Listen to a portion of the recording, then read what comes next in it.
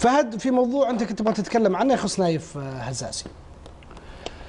والله شوف، انا جاني خبر الحقيقه. انا كان اول شيء ودي انه الاتحاد السعودي، او خلينا نقول اخص الموضوع انه في سلمان القريني وزكي الصالح. اعتقد ان مهامهم يشوفون اللاعب كيف. انا عندي نايف هزازي ما ادري ايش وضعه الان، يعني لا يتمرن. انا عندي خبر انه في دبي الان من 5 ايام بعد مباراه المنتخب. فاعتقد ان من مهام اداره المنتخب انها يعني تشوف، اعتقد انها تتكلم مع اداره اتحاد، اداره كره الاتحاد، ايش وضع اللاعب، ايش مشكلته، ايش فيه، او الجهاز الفني للمنتخب يسالون عن لاعب مهم. يعني على الاقل اذا انت ضميته وهو ما يتمرن مثلا، على الاقل تراقبه بعد انت ايش ما ترك المنتخب. فانا ابغى اطمن عشان الكره السعوديه وعشان رياضتنا وعلشان نجومنا. وبعد ما لقينا هزازي ورجع الان، يجب ان يتدخلون، يعني حتى لو الامير نواف بن فيصل، يعني نشوف كيف، يعني ولو ان هذه اشياء داخليه بالانديه، ما نبي نوسع الدائره. لكن اتمنى من اداره المنتخب زكي الصالح واخوي سلمان قريني انهم يشوفون حل للاعب. لا يمكن اللاعب انه يقعد بدون تمارين. انا اللي فاهم انه 4 ايام. انت مؤكد بالنسبه لك انه في دبي؟ انا متاكد انه في دبي ولو 4 ايام، وهذه مشكله صراحه. يعني انا اتمنى انه كلينيك بمهام، يعني نشوف اتصالات، ايش المشكله، لو يتمرن بانديه ثانيه، لو تشوف له يعني انا اقول انا لازم انك تاخذ اللاعب الجاهز، لازم انك تاخذ اللاعب اللي يتمرن، لا يمكن نخطئ مره ثانيه. هذه نقطه مهمه. اتمنى من اخواني في اداره المنتخب انهم يراعون هذه النقطه ويشوفون حل لهذا الموضوع، يا يحلون المشكله بين اللاعب وناديه، يا انه يشوفون له برنامج. مش معقول انه يصير كذا. انا هذه اللي انا فهمتي لين امس. الرجل له 4 ايام في دبي. والله انا استغرب صراحه الكلام هذا فهد، لانه اداره الاتحاد اعتقد انه لابد انها تكون احترافيه. يعني لما انا لاعب يصير 5 ايام في دبي وانا عارف احله، يا اخي اجلس معه باجتماع. بعدين لاعب مهم على فكره، يعني ما هو لاعب اي لاعب، صح. لاعب مهم حتى للوطن. تتفق مع فهد انه على الاقل اداره المنتخبات ان صحت المعلومات انه المفروض اداره المنتخبات تحاول تشوف شو المشكله؟ والله هي المفروض صراحه، لانك انت الحين شيء واضح انه في خلاف كبير ما بين اداره الاتحاد او مدرب الاتحاد ونايف. لابد انه يتدخلون، لانك انت عندك تصفيات كاس اسيا وعندك تصفيات وانت محتاج اللاعب. ومحتاجين صراحه، محتاج اللاعب. يعني تعرف اللاعب مر بظروف، احنا قلنا قبل ما ينضم، لكن انضم. اعتقد شفنا ما دام انت ضميته ورجع اللاعب وقدم مستوياته وسوى شيء، لازم انك تتابعه الان وتشوف له حل. يعني مو معقول انه يقعد كذا. في عندك يعني زي اداري زي حامد البلوي، اعتقد له خبرته. انا اليوم والله لو اعرف رقمه كان اتصلت على حامد البلوي بامانه، يعني وانا دعوه له انه يعني لو كان عندي لبس في الموضوع انه يعني يتوضح. بس اللي اعرف ان اللاعب له 4 ايام ما تمرن. يا فهد مهما كان لاعب محترف، من الصعب جدا انه يغاب 3 ايام.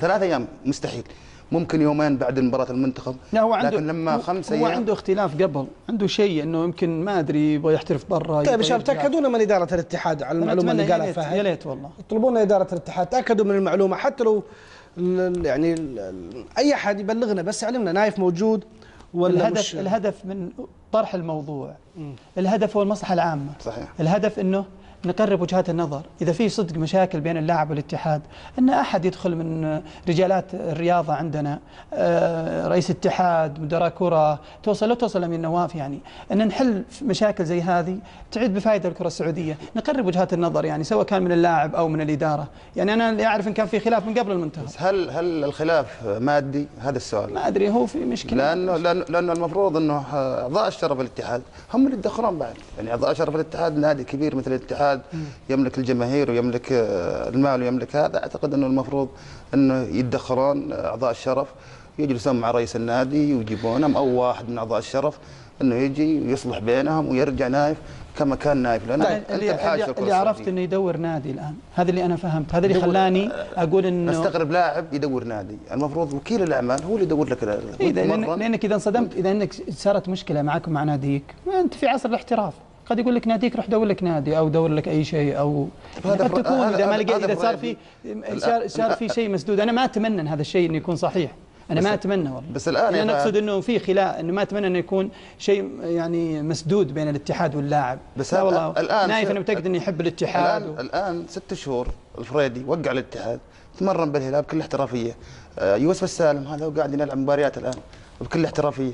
يعني لو يبي يدور نادي المفروض مدير الاعمال هو اللي يدور النادي، ما هو اللي يروح يبحث عن نادي. وهذا غلط، هذا من اداره الاتحاد، وغلط بعد برضه من نايف صراحه. طيب خلينا نروح الفاصل، بعد الفاصل نعود لمواصله الحديث في البرنامج.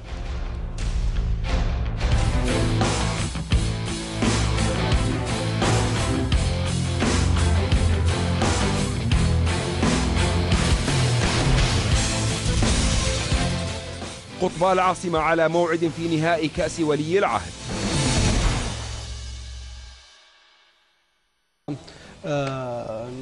نفتح موضوع نادي النصر. معنا على الهاتف من نادي الاتحاد الأستاذ حامد البلوي. مساء الخير حامد. هلا، حياك الله. مساء النور اخوي تركي وعلى ضيوفك الكرام. اهلا وسهلا. حامد، الكابتن فهد الهريفي يقول انه عنده معلومات انه كابتن نايف هزازي غير متواجد في التمارين، انه متواجد في مدينه دبي، وانه يعني حريص على اللاعب، وانه كان يطلب انه اذا كانت مشكله اللاعب مع نادي الاتحاد لم تحل طالب اداره المنتخبات بالتدخل. نبغى نتاكد من المعلومه صحيحه ولا لا، ونبغى نعرف ايش امكانيه انه يصل النادي واللاعب الى حل. والله شوف، انا احترم الكابتن فهد الهريفي وانا كذلك يعني كثير، بس المفروض انه يعني الشان الاتحادي هذا ما يتدخل فيه، هذا اول شيء. وبالذات يعني الكابتن فهد كلنا نعرف الفتره الاخيره صراحه يعني ما كنا نتمنى الشيء اللي قاعد يصير من الكابتن فهد يعني على كل الاتجاهات، هذا اول شيء. يعني طمني اهم شيء، بس عشان ما في شيء. لا بس خلني اكمل لك وبعدين بس اقول الكلام اللي عندي. نايف هزازي كلنا نعرف ظروف اللي موجود، انه رجل عنده خطوبه، اعطونا الصوت الداخلي في دبي. هذا اول شيء. الشيء الثاني بعدين انا ماني عارف الخمس ايام هذه زي ما يقولوا الايام ممكن عند فهد اليوم 48 ساعه ما 24 ساعه. حامد المنتخب لحظه، لحظه اخوي حامد تسمعني؟ طب تسمعني؟ طب تسمعني حامد؟ ابغى بس بقول لك شيء. ايه رد زي ما تحب، صحح المعلومات اللي تحب تصححها، دافع عن لاعب الاتحاد اذا وجدت انه في اي ظلم وصل للاعب، بس ارجوك ما يكون في اي تهكم ولا في سخريه، المساحه مفتوحه لك، تكلم زي ما تحب. اخوي تركي، انا الناس كلها تعرف اخلاقيات حامد، وانا ترى ما سمعت البرنامج، انا حسب ما كلمني حسن الجهني او شيء المعد عندك، انا ما ادري عن البرنامج، بس انا اللي اعرفه مباراة المنتخب يوم الربوع، صح ولا لا؟ ها؟ هل في 5 ايام بعد مباراة المنتخب؟ انا ما قلت 5 ايام ترى. طب فهد خليه يكمل. هو يقول لي 5 ايام، خليه يكمل وبخليك ترجع. لا انا ما قلت لك 5 ايام. فهد خليه يكمل وبخليك كابتن فهد كمل حامد، تفضل حامد كمل نسمع. خلني اكلم فهد.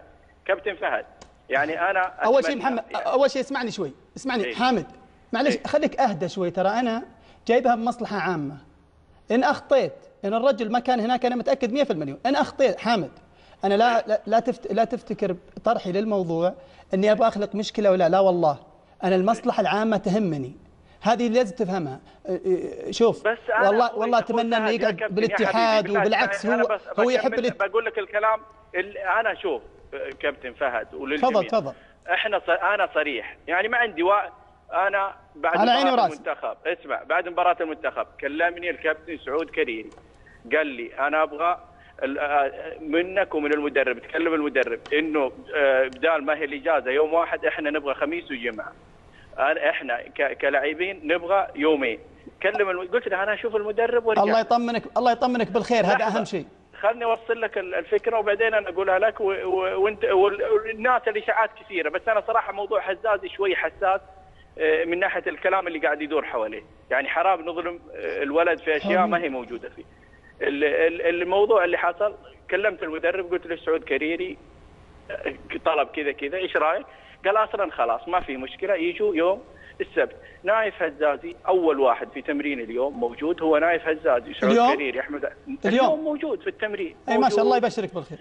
كل اللاعبين موجودين. طيب بس انا كابتن فهد يعني انا اللي يعني اعتب عليك او على اي شخص يعني انه اداره نادي الاتحاد ترى احنا متفاهمين الوضع، وكل نادي فيه مشاكل وكل ما احنا بالنسبه لنا صدقني لاعبتنا احنا حريصين عليهم، حتى لو كان في عقوبه والله في شيء ترى احنا ما احنا ضد اللاعب. طيب تسمح لي، واحنا نوقف مع اي لاعب من لاعيبه نادي الاتحاد، اما انه يتدخل مع المنتخبات والله هذا احنا ما نرضى اي احد يتدخل في لاعب من لاعبتنا، سواء عاقبناه سواء كافأناه او شيء. نادي الاتحاد كيان مستقل بذاته عن كل الاشياء طيب تسمح لي شوي؟ وصدقني نايف من اهم اللعيبه عندنا ومهم للاتحاد ومهم للمنتخب، وبالعكس احنا اكثر ناس سعيدين النايف حسم مباراه المنتخب، يعني شيء نفسي، ونايف يمر في مرحله ضغوطات وكلنا نعرفها، وياما نايف فرح الاتحاديين. صحيح. وان شاء الله باذن الله ان الفتره الجايه يكون نايف افضل وافضل. طيب اسمح لي حامد. إيه؟ اول شيء بيض الله وجهك ويشهد الله انك طمنتني. انا كان جتني المعلومه من الرجل هناك، فافتكرت انه الى الان المشكله ما قبل المنتخب انها متواصله الى الان. اليوم انا المغرب كنت اتمنى بس اني اوصل لك عشان افهم السالفه كامله، ما طرحتها الا من باب مصلحه نادي الاتحاد والمنتخب، ولا نبي نخسر نايف. انا احب نايف، احب الاتحاد، احبك حامد. خذ الموضوع انه لا تاخذه بسوء نيه، ترى يشهد الله انه الموضوع مطروح لانه كان عندي خلفيه. انا اتكلم لك الوضع اللي صاير الحين صراحه في الاعلام. انا بالنسبه لي انا والله ما احب اخش في جدليات زي كذا. بيض الله وجهك، وانا متاكد انك اول واحد. وضع نايف حساس، يعني من ناحيه الجمهور احنا ما نبغى صراحه ضغط على نايف، لان الرجال شوف كل واحد يمر في ظروف، كل واحد يمر في ضغوط، فالناس قاعد تتصيد للناس اشياء انا بالنسبه لي اشوفها يعني حرام. هذول نجوم. طيب حامد، بالنسبه لنا المفروض نكون حامد ناقف معهم. اهم شيء الرجال في التمرين الان موجودين الكل، يعني نايف موجود. والله ما في ولا لاعب غاب من لعيبه نادي الاتحاد اليوم، والحمد لله كلهم موجودين. وصدقني لو غاب واحد اول واحد يطلع ويقول فلان غاب، وهذه انا اعلنته ياما. نايف استاذن وراح دبي واعلنته في جوال الاتحاد، وممكن زعل نايف وزعلوا بعض اللاعبين. بس انا بالنسبه لي اقول انا اذا سمحت لك انا اتحمل مسؤوليه سماحي لك، يعني انا اتحمل هالمسؤوليه هذه، وهذه يعني ما فيها شيء. يعني هذا كتاب مفتوح للجميع. اذا سمحت للاعب والله اعطيت اذن انا اتحمل كنادي. اما انه في مشكله، والله لا في مشكله ولا في شيء. وبالعكس نايف لاعب من ضمن اللاعبين موجودين في نادي الاتحاد ومتواجد، واليوم كان من ضمن الموجودين في نادي الاتحاد. طيب حامد، ايش المشكله انه الاعلام يستفسر على اللاعب؟ يعني ايش اللي ضايقك فيه؟ لا انا ما ازعل انه استفسر. حياك الله، كل يوم انا اصلا عندي يوميا السؤال من الاعلاميين. نور جاء، اسامه جاء، النجوم معروف انه يسال. لا بس انه يقول عنده مشكله لا انت قلت انه في الاعلام يتصيد احيانا. ما يتصيد كابتن، لو غياب وحضور ما فيها مشكله. ما يتصيد كابتن فهد الهريفي. تاكد بس على نايف، انا احب نايف. طيب اسمح لي، ولا جبتها من باب انه ممكن تسمح لي؟ طب كابتن فهد الهريفي طرح تساؤل في البرنامج عن الكابتن نايف هزازي، ما ثبتنا المعلومه، ما اكدناها ولا نفيناها. طلبنا على الهواء انه يكون في معنا احد من نادي الاتحاد نتاكد من المعلومه. صدقني احنا حريصين في البرنامج على الاتحاد وعلى اي نادي ثاني في اي درجه انه تقدم المعلومه الحقيقيه، ما نشتري يعني مش البضاعه اللي تغرينا الاثاره انه والله ترى اللاعب الفلاني سافر ولا نختلق اخبار. بضاعه ما نشتريها ابدا. بالله دقيقه انت الحين رحت لاتجاه ثاني. انا بالنسبه لي لو قلت فلان غايب واتصلت واستفسرت والله قال فهد فلان غايب، انا ما هزعل. يعني كل يوم في البرامج فلان غاب، ما عندي مشكله انا، لا بس انه في مشكله ولازم تدخل اداره المنتخبات، هذه تفرق كثير. يعني ترى تفرق كثير، يعني الكلام يفرق كثير. لا معك حق. انا على بالي، اسمعني حامد، على بالي ان الموضوع كان متواصل حتى من قبل انضمامنا للمنتخب، فانا على بالي انه منقطع. هذا اللي انا فهمته. انا اقول لك انا اتحدى اذا في اي مشكله مع اي لاعب، شوف النظام يمشي، اللائحه تمشي، وصدقني انا بالنسبه لي ممكن نايف والله اي لاعب من اللعيبه لو تعاقبنا مثلا او عاقبنا اي لاعب، صدقني انا ممكن حتى برا النادي لا من حقكم معه وموجودين معه، ما في شيء. هذا نظام يمشي على الكل.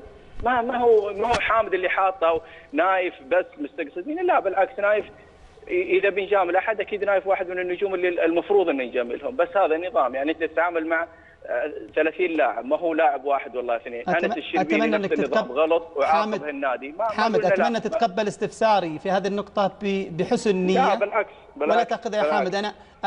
انا اقدرك ومعجب فيك وفي احترافيتك وفي بالعكس، واحب الاتحاد واحب كل الانديه. انا جبتها عندي معلومه ان نايف كان الخميس والجمعه في دبي، يمكن كان باذن منك، هذا طمني اكثر. كان على بالي انها متواصله المشكله بس. لا ابدا، نايف موجود في التمرين اليوم، وكان انا قلت الكلام هذا انه بيطلب من الكابتن سعود كريري يكلم. سلم عليه بس وخليه يشد حيله. الله يعطيك العافيه. وانا ترى معليش انا ما شفت البرنامج، بس انا على لا ولا يهمك ولا يهمك، بالعكس انا احترمك واقدرك واحترم تركي وبرنامجه والموجودين كلهم. بيض الله وجهك. شكرا لك حامد البلوي من نادي الاتحاد، شكرا جزيلا لك.